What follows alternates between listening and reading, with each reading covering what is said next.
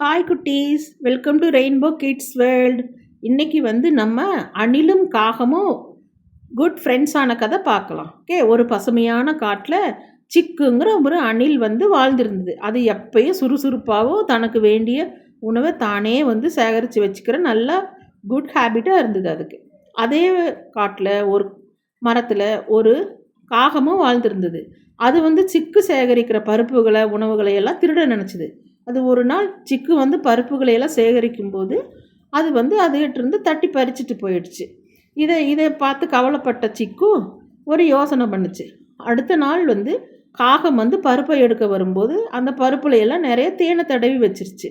அந்த தேனோட இருந்த அந்த பருப்புகளை எல்லாம் எடுத்த காகத்தினால அதில் இறக்கையில் முகத்தில் உடம்புல எல்லாம் தேன் பட்டு அதனால் பறக்க முடியல. பறக்கும்போது கீழே விழுந்துருச்சு.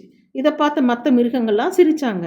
அப்போ அதை பார்த்து சிக்கு உதவ நினச்சிது காகத்துக்கு. அது காகத்துக்கு சொல்லிச்சு, வா உனக்கு நான் உதவுறேன்னு சொல்லி அதை ஆற்றக்கரையில் கூட்டிகிட்டு போய் அதுக்கு நல்லா எல்லாத்தையும் க்ளீன் பண்ணி எல்லாம் அதை சுத்தம் பண்ணி விட்டுச்சு. சுத்தம் பண்ணிவிட்டு சொல்லிச்சு, உன்னுடைய உணவை நீயே தேடிக்கணும் நண்பா, நான் உனக்கு ஹெல்ப் பண்ணுறேன்னு சொல்லி. அப்போ அது நிறைய பருப்புகளை காகத்துக்கு கொடுத்துச்சு. அப்போது காகமும் அதனுடைய நட்புக்கு பாராட்டி, நானும் இனிமேல் நல்லா குட் ஃப்ரெண்ட்ஸாக இருக்கலாம், நானும் நல்லா வேலை செய்வேன்னு சொல்லி தன்னுடைய உணவை தானே சேகரிக்க ஆரம்பிச்சிச்சு. இதில் நமக்கு தெரிகிற மாறல் என்னென்னா, நம்மளும் நல்ல கடின உழைப்பாக இருந்து அடுத்தவங்களுக்கும் நல்லா ஹெல்ப் பண்ணணும். அப்போ நல்ல முறையாக எல்லாத்துக்கிட்டையும் நல்ல குட் ஃப்ரெண்ட்ஸாக இருக்கலாம். அதுக்கப்புறம் காகமும் சிக்குவும் குட் ஃப்ரெண்ட்ஸாக இருந்தாங்க.